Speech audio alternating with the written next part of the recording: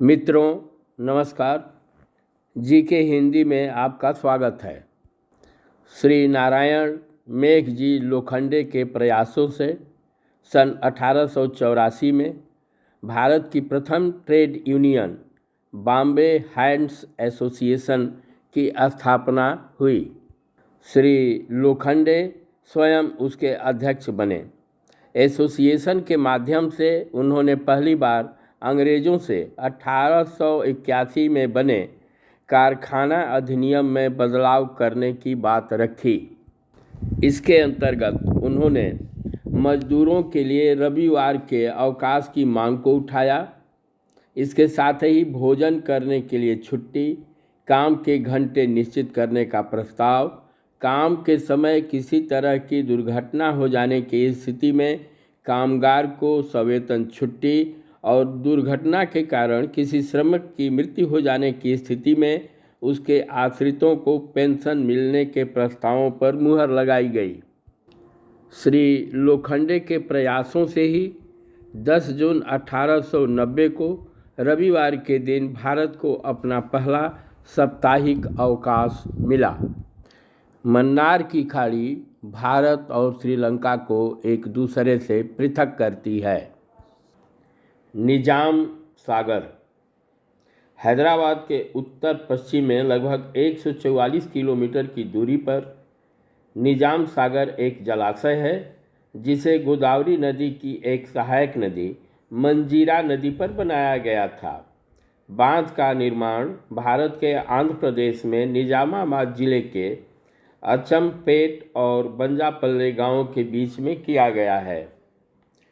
निजाम सागर बांध का स्थल अपनी शानदार प्राकृतिक सुंदरता के लिए जाना जाता है।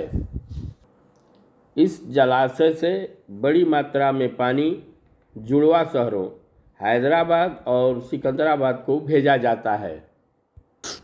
कर्नाटक के चामराजनगर जिले में स्थित 874.2 वर्ग किलोमीटर विस्तार का बांदीपुर राष्ट्रीय उद्यान उत्तर पश्चिम में राजीव गांधी राष्ट्रीय उद्यान नागरहोल द्वारा, दक्षिण में तमिलनाडु के मुदुमलाई वन्यजीव अभयारण्य द्वारा और दक्षिण पश्चिम में केरल के वायनाड वन्यजीव अभयारण्य द्वारा घिरा हुआ है। यह सब साथ मिलकर नीलगिरी बायोस्फीयर रिजर्व बनाते हैं। सन 1931 में मैसूर राज्य के महाराजा ने 90 वर्ग किलोमीटर का एक अभयारण्य बनाया और उसका नाम वेणुगोपाल वन्यजीव पार्क रखा। सन 1973 में प्रोजेक्ट टाइगर के तहत वेणुगोपाल वन्यजीव पार्क में लगभग 800 वर्ग किलोमीटर जोड़कर बांदीपुर टाइगर रिजर्व स्थापित किया गया था। बांदीपुर राष्ट्रीय उद्यान कर्नाटक राज्य में स्थित है और यहाँ पर भारत का एक महत्वपूर्ण प्रोजेक्ट टाइगर रिजर्व स्थापित किया गया है। भारत में केंद्रीय मंत्री बनने वाली प्रथम महिला राजकुमारी अमृत कौर अहलुवालिया थीं। वह एक प्रसिद्ध राजनेता तथा स्वतंत्र भारत की प्रथम स्वास्थ्य मंत्री थीं।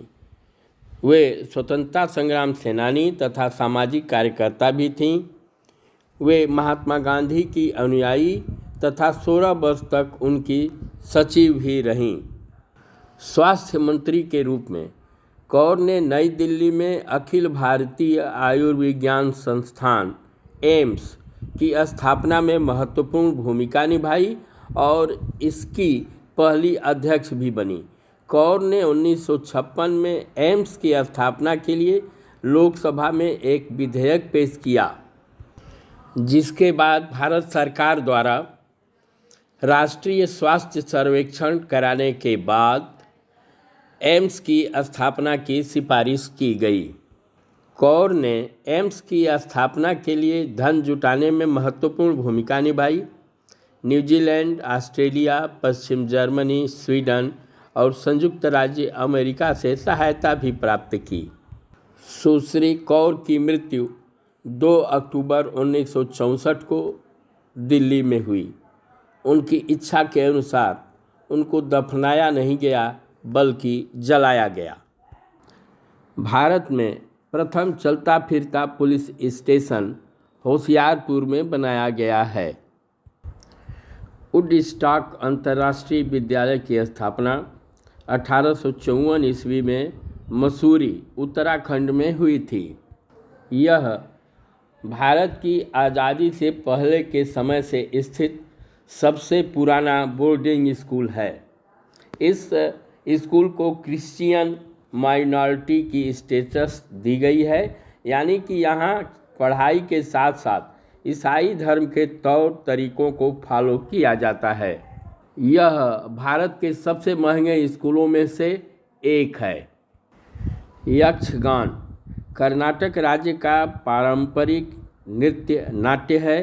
यह नृत्य नाट्य पौराणिक कथाओं पर आधारित होता है।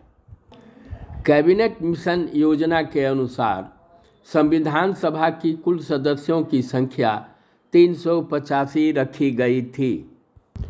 अध्यादेश भारत के संविधान के अनुच्छेद 123 के अनुसार यदि संसद के दोनों सदनों लोकसभा और राज्यसभा में से दोनों या किसी एक का भी अधिवेशन नहीं चल रहा हो तो राष्ट्रपति 6 सप्ताह के लिए अध्यादेश जारी कर सकता है।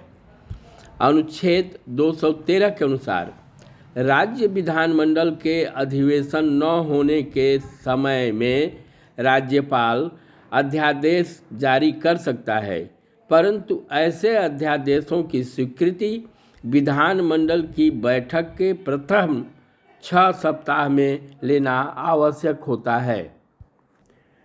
केंद्र में धन विधेयक को लोकसभा अध्यक्ष प्रमाणित करता है।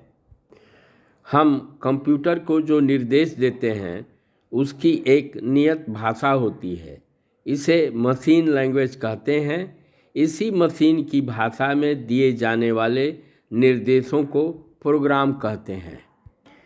1 मेगाबाइट 1024 किलोबाइट के बराबर होता है। मौर्य शासक बिंदुसार आजीवक संप्रदाय का अनुयायी था। मेवाड़ शासक राणा अमर सिंह ने मुगलों की अधीनता स्वीकार किया था। श्रीरंगपट्टनम की संधि 1792 ईस्वी में टीपू और अंग्रेज़ों तथा उसके सहयोगी निजाम एवं पेशवा के बीच हुई थी। इसी संधि के साथ तृतीय आंग्ल मैसूर युद्ध की समाप्ति हुई थी। ईश्वरचंद विद्यासागर के प्रयासों द्वारा 1856 में अंग्रेजी सरकार ने विधवा पुनर्विवाह अधिनियम पारित कर इस अमानवीय मनुष्य प्रवृत्ति पर लगाम लगाने की कोशिश की। डिगबोई तेल रिफाइनरी को असम ऑयल कंपनी लिमिटेड द्वारा 1901 में डिगबोई में स्थापित किया गया था। यह भारत का ही नहीं बल्कि एशिया की सबसे पुरानी और सबसे लंबे समय से परिचालित तेल रिफाइनरी है। 1981 में इंडियन ऑयल कॉरपोरेशन लिमिटेड ने असम तेल कंपनी लिमिटेड की रिफाइनरी और विपणन प्रबंधन अपने हाथ में लिया और एक अलग विभाग बनाया। यह विभाग तेल शोधन और विपणन दोनों अभियानों के लिए जिम्मेदार है। मित्रों, यदि यह आपको अच्छा लगे तो कृपया इसे लाइक, शेयर एवं सब्सक्राइब करने का कष्ट करें। धन्यवाद।